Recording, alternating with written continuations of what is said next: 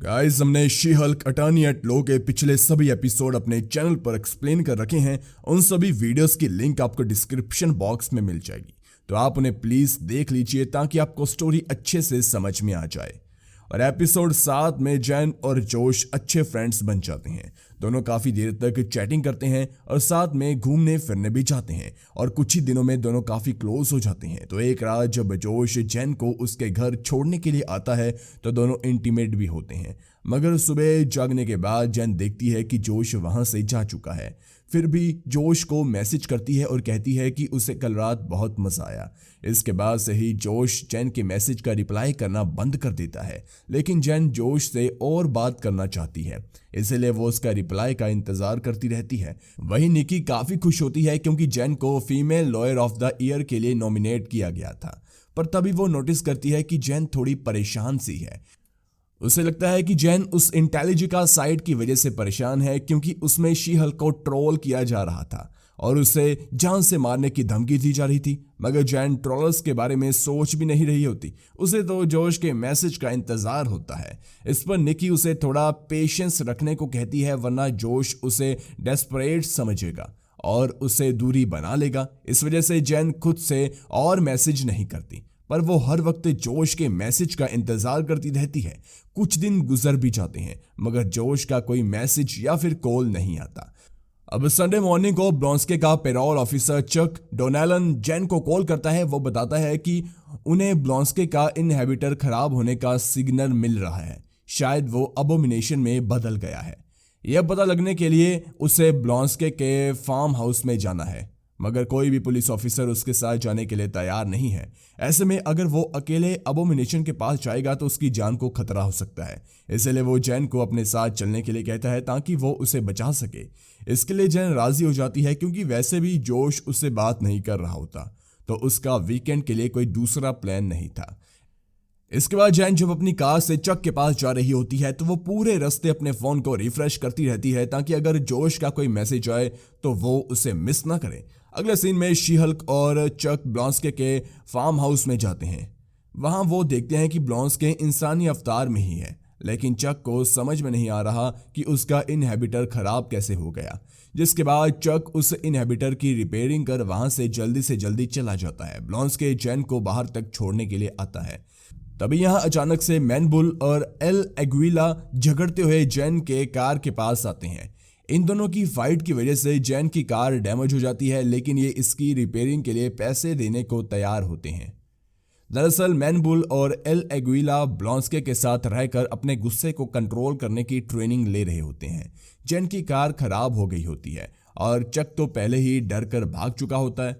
वहीं tow truck आने में वक्त लगने वाला है, इसलिए जब तक टो ट्रक नहीं आ जाता तब ब्लॉन्स्के जैन को अपने फार्म हाउस में ही रुकने को कहता है। यहाँ नेटवर्क भी नहीं आ रहा था, इसलिए जैन काफी परेशान हो जाती है। वो पूरे फार्म हाउस में घूम कर नेटवर्क ढूंढने लगती है। अचानक वो ब्लॉन्स्के के एक प्राइवेट सेशन में चली जाती है। यहाँ मैनबुल और एल एग्विला के अलावा पॉर्कपिन और सार्सर भी होते हैं। सार्सन एक वेम्पायर होता है। इसी बीच ब्लॉन्स्के जैन को भी उसका सेशन ज्वाइन करने को कहता है, पर जैन इसमें बिल्कुल भी इंटरेस्टेड नहीं होती। वो सिग्नल ढूंढने में बिजी हो जाती है। तभी यहाँ रिकर आता है, जिसने कुछ दिन पहले ही शी हल्क पे जानलेवा हमला किया था, पर शी हल्क ने उसकी और उसकी टीम की अच्छे से पिटाई कर मजा चकाया था। जैन तुरंत उसे पहचान लेती है और जानना चाहती है कि वो यहाँ क्या कर रहा है। साथ ही जैन तुरंत शी हल्क बनकर रिकर को उठाकर फेंक देती है। ब्लॉन्स्के शी हल्क को रोकता है और कहता है कि वो यहाँ सारी चीजें बातों से सुलझाता है। शी हल्क उसके रूल को नहीं तोड़ सकती, उसे भी शांति से मैटर को सोल्व करना होगा। तो रिकर शी हल्क से अपनी पुरानी गलती के लिए माफी मांगता है और कहता है कि जब से वो ब्लॉन्स्के के सेंटर में आया है वो अपने आप पर कंट्रोल कर रहा है, वो बेहतर इंसान बन गया है। इस बात का शी हल्क मजाक उड़ाने लगती है। तब यहाँ मौजूद सभी लोगों को लगता है कि शी हल्क को भी काउंसलिंग की जरूरत है। तभी ब्लॉन्स्के शी हल्क से कहता है कि वो भी यहाँ पर अपने दिल की बात रख सकती है और खुद को हल्का कर सकती है।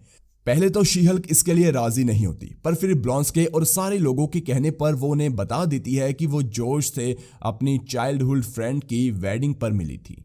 दोनों एक दूसरे की कंपनी को पसंद करने लगे और साथ में कुछ दिन गुजारे भी। वो काफी नजदीक आ गए, इसलिए वो इंटीमेट भी हुए। पर फिर अचानक से जोश गायब हो गया। वो उसके मैसेज का जवाब भी नहीं दे रहा, इसलिए उसे जोश की फिक्र हो रही है। सभी को लगता है कि जोश ने शीहल का फायदा उठाया है। शीहल फिर कहने लगती है कि सभी लोग सिर्फ शीहल को पसंद करते हैं, अगर वो शीहल नहीं बनती तो कोई उसे बहाव नहीं देता। लोग जैन को पसंद नहीं करते, मगर जैन भी काफी कमाल की इंसान है, मगर शीहल के सामने कोई जैन पे ध्यान भी नहीं देता। ये सब जैन को अच्छा नहीं लगता, लेकिन जोश को शीहल में नहीं बल्कि जैन में इंटरेस्ट था। इस बात से जैन के दिल को आराम मिला, कोई जैन को भी पसंद करता है। मगर जब से जोश उससे दूर चला गया तो जैन को बिल्कुल भी अच्छा नहीं लग रहा। ये सब जानकर ब्लॉन्स्के के ग्रुप के लोग जोश पे गुस्सा हो जाते हैं। वो जोश से बदला लेना चाहते हैं। ब्लॉन्स्के जैन का गम हिंसा से नहीं बल्कि अहिंसा से दूर करना चाहता है। तब सभी जैन की तारीफ करने लगते हैं और उसकी अच्छी क्वालिटीज उसे याद दिलाने लगते हैं, जिससे जैन को काफी अच्छा महसूस होता है। इसके बाद वो जैन से कहने लगते हैं कि अगर जोश उसके बारे में नहीं सोच रहा तो उसे भी जोश के बारे में नहीं सोचना चाहिए और उसका नंबर डिलीट कर देना चाहिए। जैन इसके लिए मान जाती है और जोश का नंबर डिलीट कर देती है। अगले सीन में जैन ब्लॉन्स्के के फार्म हाउस में जा रही होती है। तभी ब्लॉन्स्के उससे कहता है कि वो पेरोल बोर्ड को बता दे कि वो बिल्कुल अच्छे से रह रहा है और किसी भी गलत काम में शामिल नहीं है। साथ ही वो जैन से कहता है कि वो कभी भी इस फार्म हाउस में आकर टाइम स्पेंड कर सकती है। इसके बाद जैन टो ट्रक से अपने घर चली जाती है। फिर सीन 3 दिन पहले शिफ्ट होता है, जब जैन जोश के साथ अपने घर आई थी।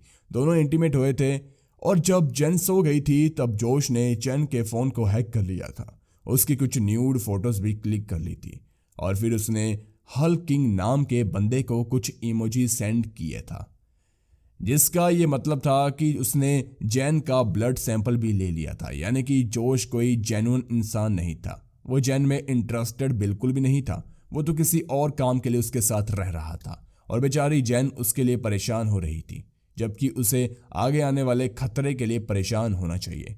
पर अभी तो वो इन सभी चीज़ों से बिल्कुल अनजान है। और इसी के साथ ये एपिसोड भी खत्म हो जाता है। नेक्स्ट एपिसोड भी आपको हमारे चैनल पर मिलेगा, तो जल्दी से चैनल को सब्सक्राइब कीजिए और ढेर सारा प्यार इस कंटेंट को अपना दीजिए। धन्यवाद, मिलते हैं नेक्स्ट एपिसोड के साथ। Okay bye.